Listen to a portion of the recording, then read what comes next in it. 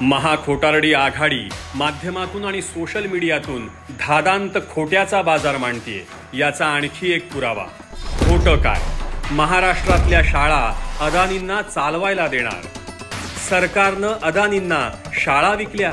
एक शाळा चंद्रपूरची आपण जे म्हणताय, म्हणजे हळूहळू हा छत्रपती शिवरायांचा महाराष्ट्र हा अदानींचा महाराष्ट्र करण्याचा घाट राज्याचे मुख्यमंत्री एकनाथ शिंदे, उपमुख्यमंत्री देवेंद्र फडणवीस, अजित पवार यांनी घातलेला आहे। खरं काय? चंद्रपूरमधील एक विना अनुदानित शाळा अदानी फाउंडेशनच्या व्यवस्थापनाकडे हस्तांतरित झाली। महाविकास आघाडीनं मांडलेला खोट्याचा बाजार पाहून आता जनतेचाही संताप होतोय। कुत्र्याच्या शेपटावर पाय पडल्यावर तो जसा चवताळून उठतो तसं महाविकास आघाडीचं झालंय। याचंही कारण शाळेच्या वेबसाईटवरूनच कळतं। चंद्रपूरची माउंट कार्मेल ही शाळा 1969 मध्ये सुरू झाली।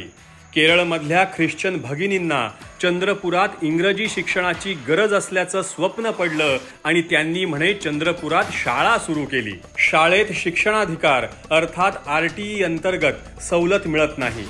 गरीब, दलित, वंचितांना शिक्षणाच्या नावाखाली धर्मांतर करून ख्रिश्चन बनवलं जातं। म्हणजेच एवढी वर्ष शाळेमध्ये धर्मांतराचा बाजार सुरू होता।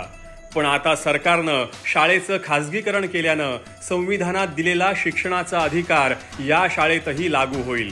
गरीब, वंचित समाजाला आता इथे शिक्षणासाठी ख्रिश्चन होण्याची गरज नाही। विचार करा, विद्यार्थ्यांच्या उज्ज्वल भवितव्यासाठी शिक्षणाचा अधिकार अखेरच्या विद्यार्थ्याला मिळण्यासाठी सरकारनं हा निर्णय घेतला। पण याच निर्णयाला धादांत खोट्याचा मुलामा लावून पसरवणाऱ्यांची नियत किती खालच्या पातळीवर घसरली आहे।